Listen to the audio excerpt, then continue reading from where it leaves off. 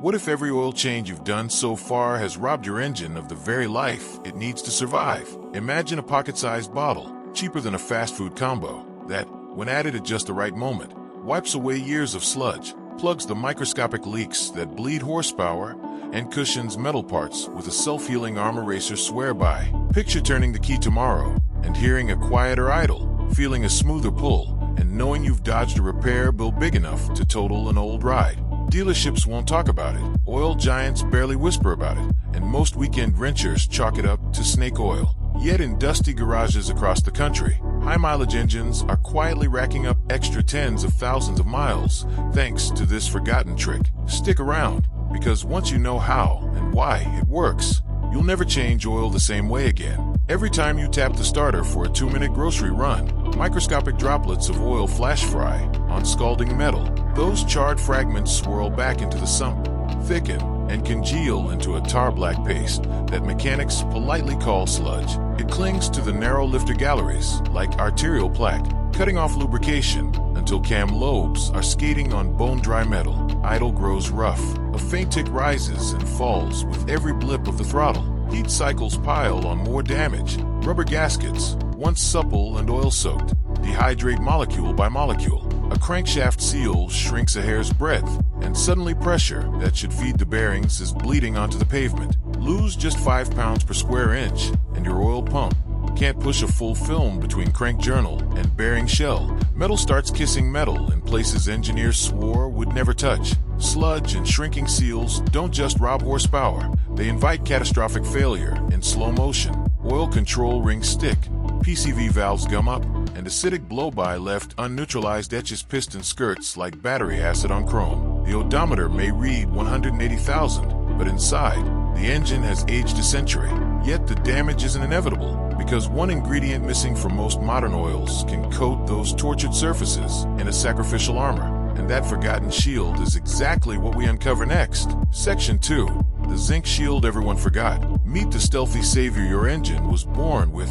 Zinc dialkyl-dithiosphate, ZDP. When heat and pressure spike, molecules of ZDP crack apart and spread a phosphorus-rich film that cushions cams, lifters, and journal bearings, stopping the kind of metal-on-metal carnage that turns an antique into yard art. High zinc blends were once the default in every quart on the shelf. So why did the levels vanish? In the 1990s, regulators found that zinc ash can poison catalytic converters, so the ceiling dropped from roughly 1,600 parts per million to as little as 600 to 800 ppm in today's GF6 passenger car oils. Great for emissions, brutal for flat tappet cams that rely on that sacrificial coating to survive high spring loads.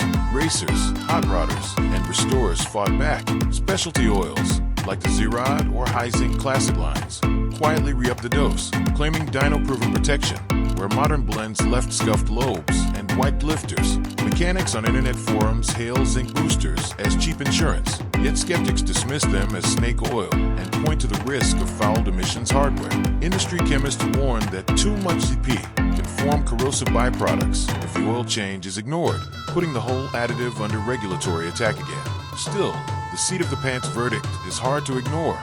Drivers who dose high milers with a measured shot of ZP report quieter lifter tick, steadier oil pressure, and even a slight bump in fuel economy. Signs that friction has backed off and rings are sealing tighter. But even a gleaming zinc armor can't plug a brittle crank seal or stop sludge flakes from floating free. To tackle those leaks and the mess they leave behind, we need a different kind of chemistry, one that swells rubber without turning it to mush. Now that the metal is armored, let's talk about the rubber holding everything in.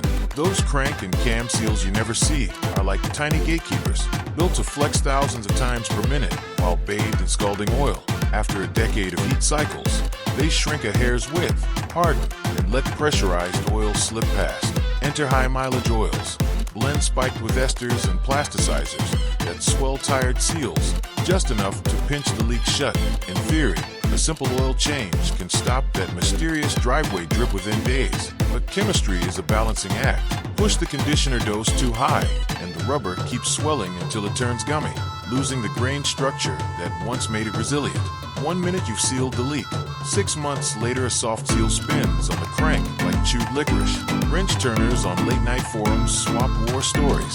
Some celebrate bone-dry bell housings after 200 miles. Others curse blown rear main seals that sprayed the clutch. The common thread: overconfidence and skipped oil change intervals. Seal conditioners work, but only when fresh oil flushes away the acids and fuel vapors that attack softened rubber. Used wisely, these blends buy time, often thousands of miles, before a full seal replacement becomes unavoidable. They give the zinc film something worth protecting, a pressurized circuit free of leaks and full of life. Yet that victory is fragile, because pockets of baked-on sludge still lurk in the galleries, ready to break loose and undo every gain. So how do you scrub the gunk without tearing the engine down bolt by bolt? That's where the 10-minute pre-flush gamble comes in. Picture your engine idling at a toasty 95 degrees Celsius, oil shimmering like syrup in a frying pan. You twist off the cap and pour in a sacrificial quart of bargain basement detergent oil, or maybe that citrus-scented flush additive that claims to dissolve deposits in minutes. For the next 10 nerve-wracking minutes, those solvents scour carbon from cam journals, strip varnish off lifter bores, and melt tar clumps lurking inside the pickup screen. Bearings that once wheezed for lubrication suddenly gulp down a slick, high-flow bath. The whole time, your oil pressure needle hovers like a seismograph. One rogue chunk breaks free, blocks a gallery, and the top-end could seize before you even pop the hood. That's the gamble. Done right, the flush evacuates 15 years of crud in a single midnight black wave. Mechanics call it the oil change that ages in reverse. Piston rings unstick, bearings breathe, and the new zinc-rich blend you'll pour next can finally reach metal surfaces that haven't seen daylight since flip phones were cool. But botch the timing, rev the engine, idle longer than 10 minutes, or forget to swap the filter, and those free particles lodge in a bypass, starving lifters in seconds. The pro's playbook: warm to operating temp, drive 5 miles. Heat is the solvent supercharger. Kill the revs, flush at idle only. No throttle blips, no heroic red lines. Set a timer 10 minutes. Strict. Extra time means sludge liquefies into goo small enough to slip past the filter and big enough to wreck a rod bearing. Hot drain, pull the plug while everything is molten.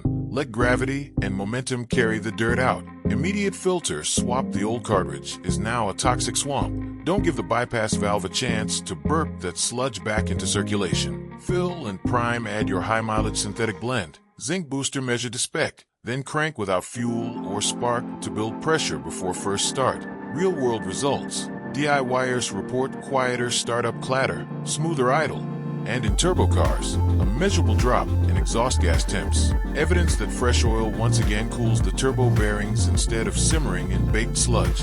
One Jeep 4.0 owner captured his before and after on a bore scope.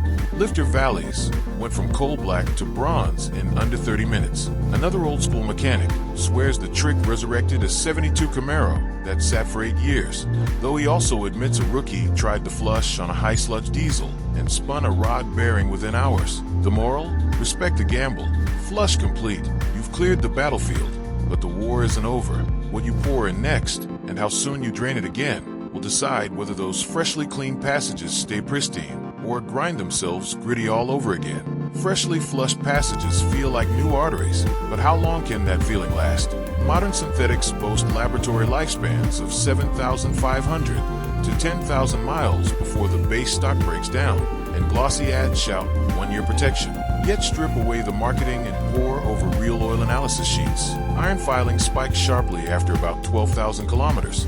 Silicon climbs, and nickel particles edge past safe limits. Translation: filters are filling, detergent packs are exhausted, and the metal you're saving is now floating in suspension. For a high-mileage engine that just shed a sludge glacier, those first post-flush miles are the dirtiest it will ever run.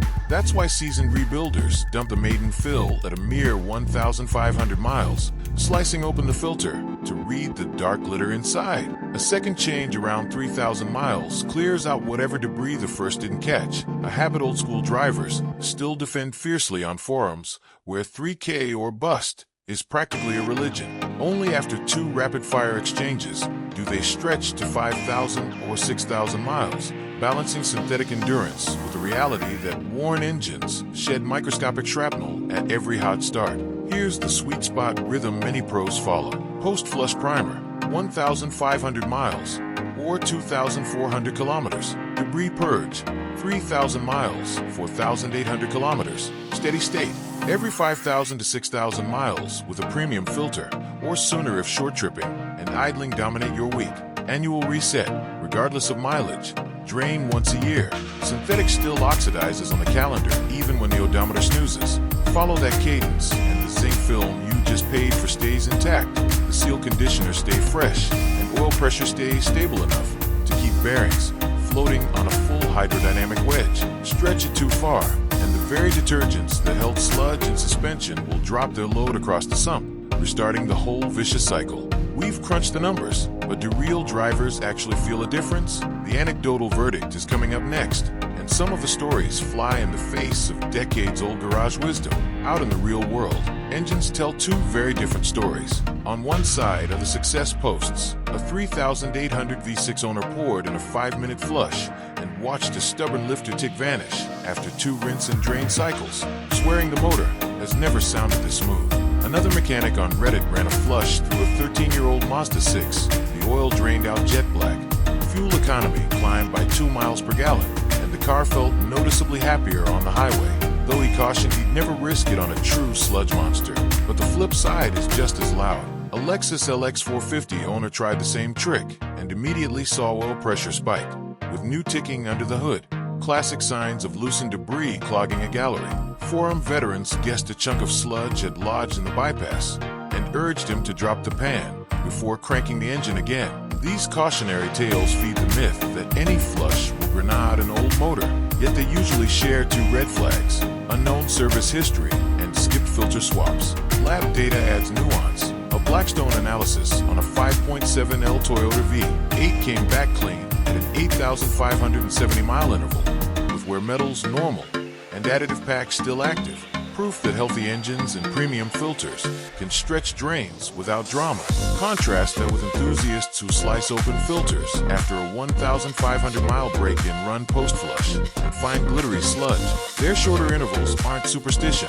They're catching the fallout a lab report would flag later. So what really matters? Clean passages, fresh filters, and realistic mileage goals. A flush can quiet lifters and free sticky rings, but only if the engine was basically sound to begin with. Heavy 20W, 50 oil won't paper over white bearings, and zinc boosters can't resurrect a gouged crank journal.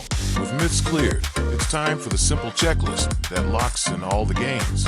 You flushed out the grime, primed the bearings with zinc armor, and convinced those brittle seals to flex again. Now it's time to lock every gain in place with a 5-minute fill-and-fire routine racers swear by.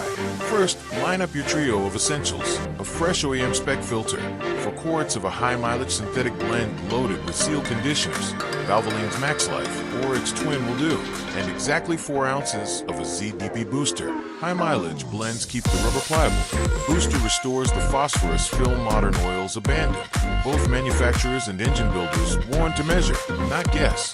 2 ounces per 5 quarts brings zinc back near the 1,200 to 1,600 ppm sweet spot, without risking catalytic converter fallout or corrosive overkill.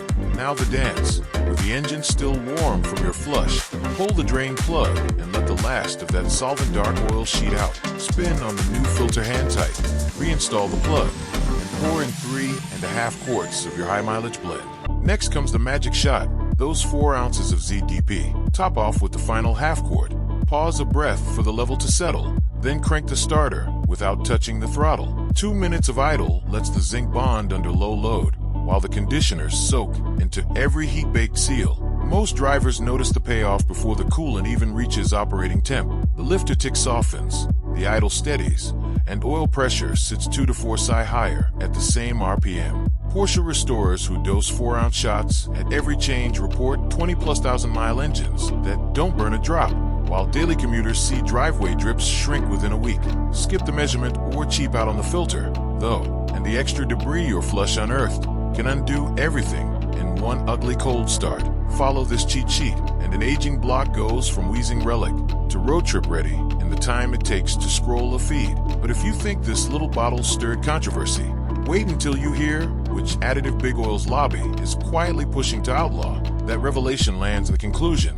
Coming up next, sludge purged, zinc armor restored, seals revived, That pocket-sized routine you just learned can rewind years of wear for less than the cost of a single tank of gas by flushing the gunk before it strangles oil flow, fortifying metal with a measured shot of ZDP, and feeding the engine a seal-friendly high-mileage blend on a smart drain cycle. You've given those weary pistons a second career. The next time you turn the key, listen for the quieter idle and watch the gauge nudge higher. That's chemistry buying back lost compression and horsepower. But here's the twist the oil giants hope you'll overlook. An even cheaper additive, one already sitting on most parts store shelves, may outprotect zinc in super hot turbo bearings. Yet lobbyists are getting to pull it before the year ends. Hit subscribe and ring the bell, because in our next deep dive we'll expose what's in that bottle, why regulators want it gone, and how you can still get it before the shelves go bare. Until then, keep your changes clean, your additives measured, and your mileage rolling far beyond what the odometer was ever supposed to see.